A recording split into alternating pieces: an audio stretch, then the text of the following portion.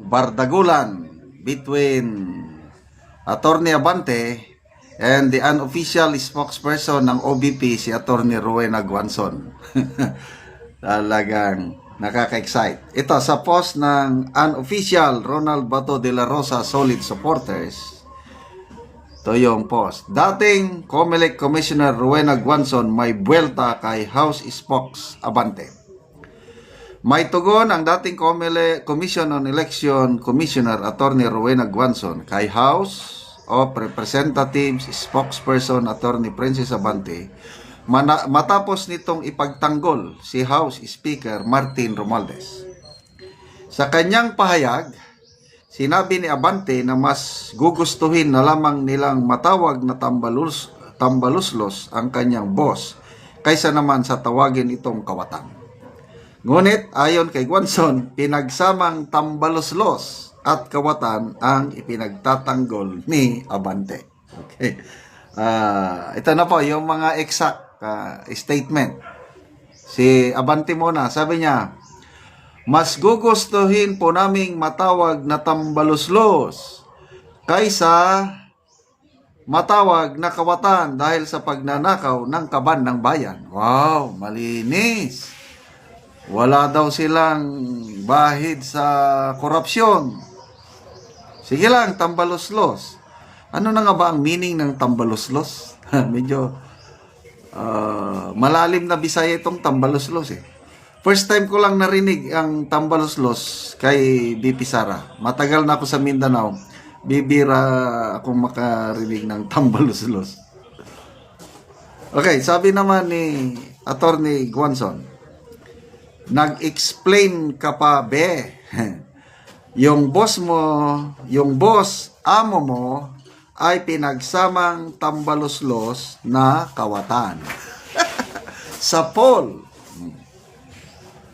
Okay, magbasa lang muna tayo sa mga comments.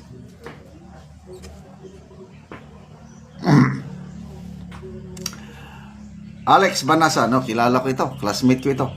Tumpak, Attorney Guanzon, matauhan si trying hard. Marlon Tanyo, psst, uwi ka na. Kawatan at tambaluslos are the same.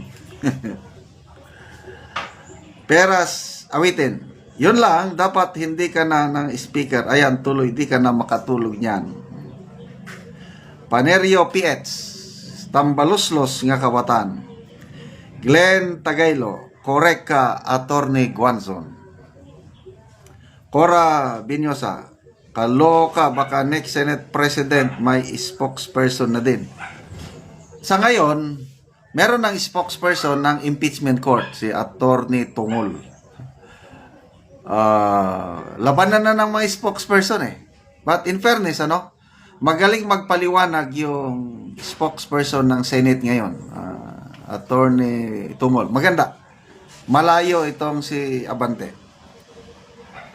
Sherwin Nobre, unsa pa, hastang kawatana, tambaluslos pa. Orle Tigs, agay, muraman gitosok labaha, maninuod pod ni si Rowena. Jesse Sailones, double dead ka, be. Rodita Casenas, sige ka princess, umpisa pa yan ni Attorney Guanzon. Yan na nga. Marami ang nagsasabi na dilawan niyang Guanzon. Kaya dilawan na naging green DDS. Di ba makita nyo meron siyang post. Nakasuot siya ng green. Nandun siya sa billiard table na green yung anong tawag doon? Tapete. Tapos nagaganon siya. It's a very clear sign na na si Attorney Guanzon. Palaban na yung nilalabanan niya, yung nilalabanan din ng mga Duterte. Kaya in a way, na siya? DDS na siya. Biruin mo, nung yang usapin ng mga spokesperson na yan, ito lang si Kifi Chu ang nag-open up na si BP mag-hire ng spokesperson din niya. Ang ipinakita niyang litrato yung sa Kung Fu, yung Chinese biglang nag-comment si Attorney Guanzon, sabi niya, pwede naman ako.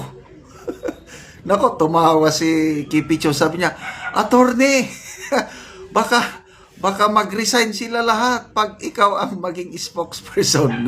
Kumalat na yung idea na maging spokesperson ng OBP si Attorney. Pati si Kitty Duterte, ang minamahal na kapatid ni BP, nag-post na, napayag ba kayo maging spokesperson ng OBP si Attorney Guanzon? Ang daming payag hanggang nakarating kay BP Sara. Sabi niya, wala pa kaming pinag-usapan yan, but believe kami. Saludo ako sa tapang at talino ni Attorney Guanzon. Ma'am, sige lang, magsalita ka. Go, go, go. Yun na. Unofficial. Nagsasalita na si Rowena Guanzon. Obserbahan niyo ang kanyang post. Talagang sinasalungat niya ang maling ginagawa ng administrasyong ito at sinusuportahan niya ang pinaglalaban ng mga Duterte. Nakakatawa ito. Isa pang post niya 10 hours ago. You're still explaining your boss. You're still explaining, sabi niya, your boss is a joint revenge thief.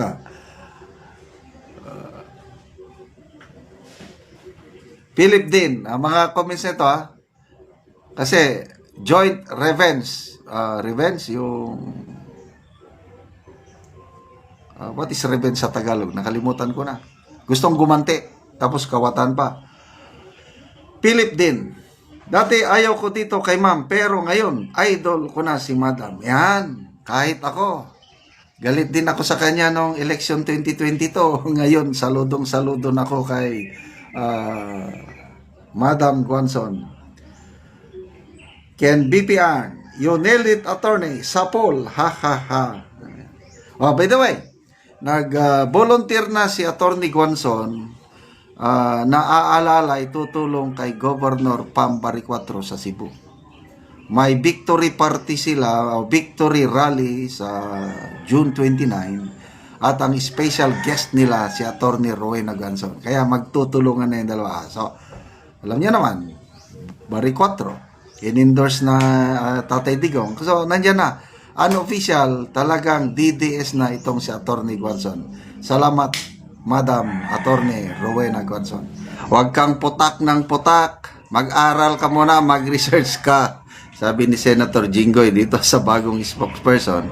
Kasi, tungkol ito sa bill na ipinasa sa Kamara, yung 200 pesos na increase ng sahod ng mga manggagawa. Nga kung tignan mo, napakaganda. Sino bang ayaw niyan? Matutuwa ang mga workers. Kailang i-balance mo naman. Anong mangyayari sa mga small and medium enterprises, yung mga malilit na negosyante? Anong mangyayari sa ekonomiya? So, ito si Senator Jinggoy, siya atang chairman sa Labor Committee. Malmas siya na, kasi sabi nitong si Abante, di pinasa nila yung bill. Kaya lang, parang pinatay daw ng Senado. Parang lumalabas, ang Senado ang kontrabida. Ayaw ng Senado yung increase na 200. Kaya sumagot na, huwag kang putak ng putak. Anong mangyari sa ating ekonomiya? Ganon. So, pakinggan natin ito. Kasama na rin sa komentary ng isang magaling na DDS vlogger, si PH Update. Yung mga workers, paano namin pinagdadamutin yung mga workers? I think 100 pesos, and that was the bill of Senator Mixubiri when I was chairman of the Committee on Labor. Hindi namin short-change. Siguro yung 100 pesos, that is an ideal amount na dapat makuha yung ng ating mga workers. Now, kung wala akong question doon ha. Binaliwanag na natin kahapon niya. Wala tayong question dyan sa pagdadagdag ng sweldo ha sa mga ating mga manggagawa. Wala tayong problema doon. Good shoot. Maganda yung ideya na yan. Pero meron lang akong problema. Ano yung problema? Senator Sikoy, paliwanag yung... Lagay mo 200 pesos. Sa tingin mo ba hindi magko-collapse yung economy natin? Yeah. Lalo-lalo na yung mga small medium enterprises? Wasak yan. Sige, halimbawa pumayag ng Senado, 200 pesos. Okay. yung 200 pesos yan na increase, umalma na ang economic managers ni PBBM. Mayroon na silang letter sa presidente na hindi po pwede yan. Finance Secretary, DBM Secretary, NEDA o DepTep, NEDA Secretary, Trade Secretary at may isa pang ano, sumulat na sila sa presidente. Hindi pwede. Lalong tataas ang inflation, lalong dadami ang unemployed kasi magsasara itong mga malilit ng negosyante kung matuloy yan na 200 per day, 6 days a work, halos 5,000 a month ang idadagdag sa sweldo. Matutuwa yung workers. Kaya lang yung negosyante, yung may-ari ng maliit na restaurant, magsasara. Kaya babagsak ang ekonomiya. Yan ang sinasabi ni Senator Jinggoy na yan din ang posisyon ng economic managers ng gobyerno. Kaya papogi lang itong ginawa sa House. Gusto nilang magmukhang bida at palalabasin na kontrabida ang Senado. Mabuti na lang ang mga senador natin nag-iisip. I-adapt namin yung House version. Ano sa tingin mo in the future? Lalong maraming mawawala ng trabaho dahil maraming magsasara ng mga kumpanya. Because they cannot afford it. What do they want to do? They want our economy to collapse? Napaka-conservative pa ho pala nung ano natin, sinabi natin dito na ipapasa sa mga consumer yung idadagdag na 200 pisong pasweldo sa mga manggagawa. Kaya ang mangyayari ipapasa ho sa consumer, magmamahal yung mga serbisyo. Kaya ang mangyayari, yung 200 idinagdag sa mga manggagawa, parang wala din ho silang idinagdag. Kasi yung mga produkto at mga services, magmamahal din ho, gawa ng nagtaas na sweldo, yung mga nagpapasweldo. Eto nga kay Senator Jinggoy Estrada, mas hardcore yung sa kanya Di ba? Magsasara ang mga kumpanya, yung small, medium enterprises, magkakaroon ng problema. Kaya mag-isip-isip po kasi kayo. Ang problema dito, gusto ho nilang magmukhang banal. Gusto nilang magmukhang banal sa sambayan ng Pilipino para maipakita, tignan nyo naman ang House of Representatives, gusto namin bigyan kayo ng 200 piso sweldo. Pero ang mga senador, ginurgur nila, ayaw nila kayong bigyan. Ganun ho gusto nilang ipakita dito. Pero alam nila, sa sarili nila, kapag naghahanap lang sila ng masisisi dito, nagkataon. Alam mo nila yung mga senador nasa tamang katinoan, di kagaya ng mga congressman dyan sa House of Representatives. Alam mo nila, pagka kasi senador ka, hindi lamang yung kumbaga yung papogi effect yung gagawin mo dyan titimbangin nyo rin hindi naman pwedeng lahat na lang puro manggagawa, lahat na lang puro kapitalista. Kailangan balansihin yan, kailangan magkita tayo sa gitna.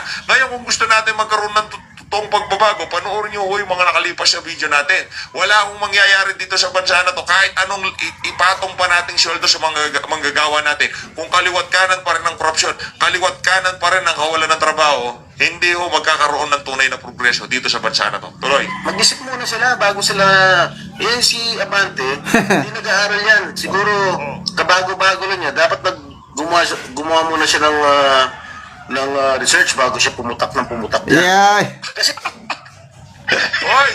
Gawa ka muna ng research, wag kang putak na. Ayan. Nakatikim ka tuloy Jinggoy pa lang yan. Paano kung si Attorney Roy nagwanson ng OBP spokesperson? Di lalong malalampaso. Anyway, salamat Senator Jinggoy Estrada. Salamat sa ating mga senador na talagang nag-iisip para sa kapakanan ng buong bansa, hindi yung papogi lang. Kasi nga, alam na naman natin, mababa ang rating ng administrasyong ito. PBBM Romualdez, yung latest rating niya sa Pulse Asia, 14% lang. Yan baba. Tapos may isang survey group, yung Tangerine, sinasabi na pinakamataas daw ang rating ng House of Representatives. Kalokohan yan. So, hindi nyo maloloko ang taong bayan, yung mga papugi ninyo. Salamat na lang at na may mga senador tayong matitino kagaya ni Senator Jinggoy Estrada.